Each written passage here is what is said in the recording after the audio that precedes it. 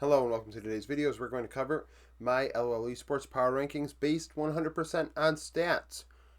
Those stats include win rate, kill death difference, kill death ratio, turret taken difference, gold difference per minute.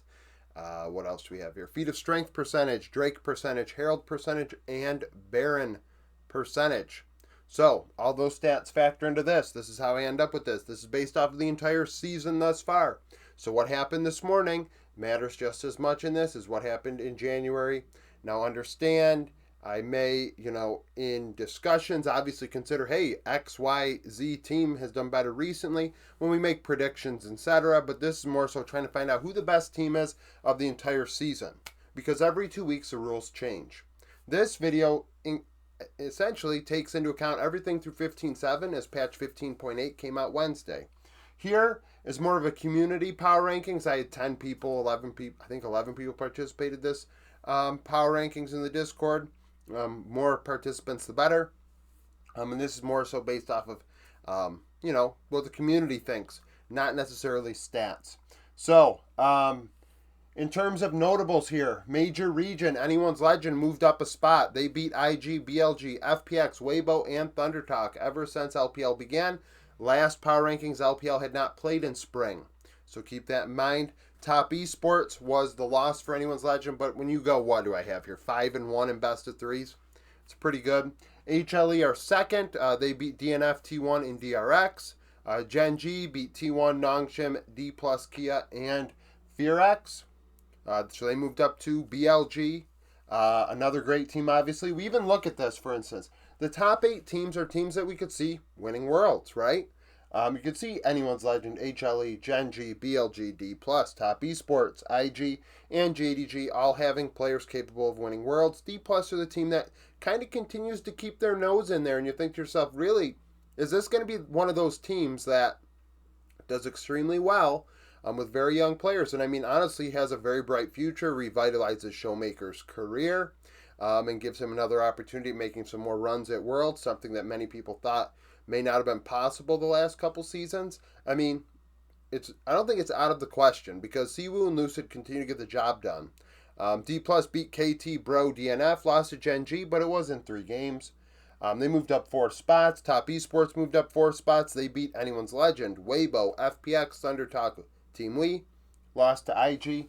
Speaking of IG, they are one of the biggest teams that dropped. They dropped 6 spots. They are 4-3 so far this season in spring. FPX top, ThunderTalk, JDG, but lost to BLG, Anyone's Legend, and NIP. What do we have here? JDG moved up a few spots, beating NIP, Wii, BLG, lost FPX, IG. Nongshim, 9th place. Another team that, similar to, actually Nongshim made a roster change. They have Calyx in mid lane now. So, a team that's getting a little antsy, despite having very good stats and doing much higher than expectations. I understand Kingen and Lehens are on the team now, but honestly, I didn't expect Nongshim to be an upper half LCK team, and they are relatively doing it with ease. One second, I'm moving this. Some of my notes were blocked still. They beat DNF, DRX, lost to Gen G and T1, but that's okay. Even though T1 are below them in these power rankings, T1 we know are a team capable of getting the job done. They've won Worlds the last 2 seasons, right? So that is a thing. NIP beat Wii and IG, but things are falling off the rails. Lost to JDG, Weibo, ThunderTalk. The ThunderTalk loss earlier today. Not a great look. Understand the schedule sucks, but at the same time, you do need to play who's on your schedule. Losing 3 spots in the power rankings. Weibo dropping 5 spots to 11th. Beating ThunderTalk and NIP, but lost to Top Esports. The FPX loss is ugly. Anyone's Legend loss is what it is. T1 in 12th. Beat Nongshim KT, lost to Gen G, HLE, BFX. And then we go through a couple teams. We'll just handpick a few after that. ThunderTalk dropped 2 spots. They beat FPX and NIP this morning, but lost to BLG, Weibo, IG, top Anyone's Legend. And kind of, we figure, ThunderTalk are not a team that's at the top of the LPL, but in the bottom half of what is that group, Nirvana or whatever the hell it's called. I keep saying that. People correct me and tell me what it is, and then I forget when I get on this video. I don't, record it to memory. Fear X, I have in 19th. They beat T1 this morning. But also lost to KT Gen G, beat Bro DRX. So over the last 2 weeks, they're 3-2. They move up 2 spots. But we got to think about all those games they played where they just were not very good, right? This is the entirety of the season. This is not just what happened yesterday. FPX dropped 3 spots despite beating Weibo and JDG. 2 matchups that were upsets for sure. They lost to IG Thunder Talk, top esports anyone's legend. And the Thunder Talk loss kind of is like, okay, this is more so FPX's level. Honestly, playing better than expected. Don't get me wrong. I try and account for the tiers and things, and I have to figure out how I want to approach the LPL having split their teams into an upper and a lower bracket, because the upper teams are facing teams harder than the lower teams. But at the same time, it wasn't like FPX were dominating people in the placements either. So it is something that I have to kind of wrestle with when it comes to this top 25. But really, when you think about it, those top 8 teams all have capability of maybe getting the job done. You have NIP, Weibo, T1, teams that have good players on them as well. Minor regions. So FlyQuest get to first. I know on my last power rankings, they said, hey, CFO, we're coming for you. Well, CFO didn't play, and so FlyQuest surpassed them. FlyQuest are first. They beat Team Liquid, Disguised, 100 Thieves, and Shopify Rebellion. So it's a pretty good start, but it is best of ones. This schedule is better than Winter. Even though Winter had best of threes, this is better. But it is still a pretty sucky schedule. G2 moved up 7 spots as they went 4-0 against Heretics and Rogue. So very good run for them, and they're kind of back to where we expect them to be. CFO dropped 2 spots. LCP starts tomorrow. Koi moved up 2 spots, beat Heretics and BDS. Koi somehow still statistically are just super strong, despite their win rate not being reflective of that, really. Faria in 5th. They beat Isurus Astral. I thought Isurus was going to win. Isurus has, we'll talk about them. They've fallen off a cliff. Faria also beat Pain. Beat Fluxo, lost to Leviton. Fnatic in 6th, dropped 2 spots despite beating KC and Vitality. Talon dropped 4 spots because they did not play. Cloud9 dropped a spot. They beat Shopify Disguised Dig, lost to 100 Thieves. 100 Thieves dropped a spot. They went 2-2. Despite being C9 in Disguise, they did lose to TL and FlyQuest. MKV did not play. Team Liquid moved up 2 spots, going 3-1, beating 100 Thieves, Disguised, Lion Gaming, but lost to Fly. 12th, the biggest mover outright between all regions here. Vivo Keith Stars of LTA South. They went 4-0 this past week. And it wasn't all easy wins, right? Fluxo, easy win. But beating Red's a middle table team. Loud, middle table team. And then Isurus Astral, who should be better than they are. So VKS 4-0 to start LTA South Spring. A team that a lot of fans wanted to do well in winter and kind of left a lot on the table. Starting up the season very strong. I like that Mortius Trimby bot lane as they continue to play together some more. What else do we have here? BDS dropped 3 spots. They beat SK but lost to KC Heretics Koi. KC still 1 spot below BDS. Stats just aren't there. The win rate is, the stats aren't. It is one of those situations where a team finds ways to win games despite maybe not doing step 1, 2, and 3 to get to the win that you would every other team in the world would do, I guess. You kind of fall into wins more so than taking objectives, getting more kills than deaths, reliably and consistently, stuff like that, I guess. It puzzles me why KC's stats are the way they are. They beat BDS, SK Heretics, lost to Fnatic in 3 games. KC's win rate is good. They win games. There's no doubt about that. And they say, people say, fuck stats, this and that. It's okay, but, to score a goal, you need to shoot, right?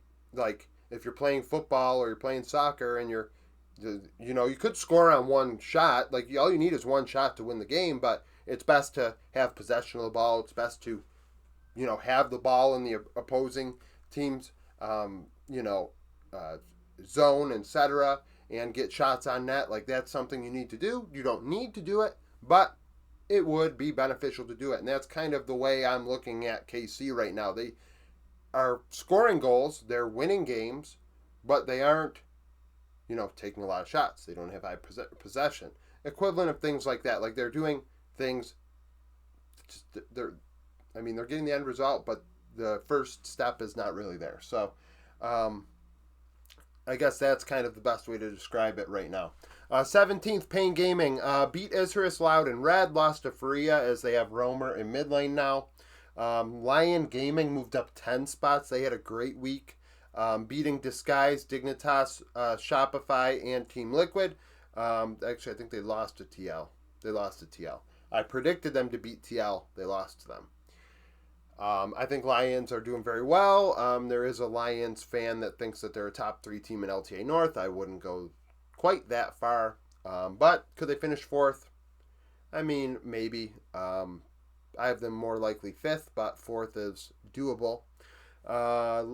Isurus Astral, very disappointing. They dropped, how many spots here? 7. They had one of the worst tumbles. They might have had the worst, actually, out of anybody in both regions. Lost to Pain, Faria, Fluxo, Vivo Keat Stars. Summit joined the team after week 1, and I don't know if he got any sleep before the games or whatever. I would hope that he didn't, because based on the results, I would hope that he didn't sleep at all and was just playing jet lagged and, I don't know, maybe had the flu. You don't want to wish somebody had the flu, but the way he was playing, you kind of like, oh, well, you need an excuse, man. You need an excuse for what has occurred. So that is a thing. Vitality lost to Rogue and Fnatic. They dropped 4 spots. Leviton didn't have a great week. Beat Faria, Fluxo, lost to Red and Pain. Speaking of Fluxo, we'll go all the way to the bottom here. They moved up 1 spot. They beat Isurus Astral, so they won a game. They're no longer the worst team in the world. Chief Esports Club are until Chief play, and maybe they'll win a game. We'll see. They did make changes to their roster. As far as the Discord's concerned, we have the top 25 here. The teams that did not make the top 25 but did receive some votes: 100 Thieves, KT Rollster, GAM Esports, Team Secret Wales, LGD, RNG, DRX, VKS, Bro, and who's last? Oh, Lion Gaming. So those teams did get some votes. I think 4 of 11 ended up on this list. Everybody through 18, through Fnatic, were on every ballot for all 11. So that is a thing. Makes sense, though. I mean, the top 8 pretty much actually the same as the top 8 over there, except for T1 JDG. So one has to say, there's one thing in there is that did people update their power rankings after this morning, but also, because IG did beat JDG, so that is, IG's still above them. But also, that stats can reflect what we're seeing on the Rift as well, just without stats. That's why I like stats, because they may help us with teams that are, not given as much respect as they deserve, I guess is the way I'm looking at it. CFO in 10th, definitely a tough rank, given that they haven't played in a while, but they are still a pretty good team. Nongshim. KC in 12th, FlyQuest in 13th, so that's where we have our top LEC and LTA North teams. There is no LTA South team on here, so that is a thing. In the top 25, I mean, Koi's in 25th, dropped 3 spots. Cloud9 dropped a few spots. FPX and BFX joined the top 25. BFX are a fun team with Diable. I mean, it is a fun team. Diable is the best young AD carry in the world right now in terms of rookies. I've talked highly of him in Calist for a long time. Smash may have taken a year off in terms of my top guys, but I know in 2023 he was very good as a young player. Still extremely young, but he's obviously got the talent. We saw him and Guma swap spots today during the series. I think that was silly. That was really silly to do. I don't know why in anyone's mind they would make an AD carry change going from games 2 to game 3 when Guma has barely played at all. It's you're setting up your team to lose. I mean, why even bother? But that's a whole nother thing. So that's it for the video. Thank you for watching. If you liked the video, like it. Subscribe to the channel for daily League of Legends content. Follow me on Twitter, join the Discord, become a YouTube supporter, and hope to see you again tomorrow.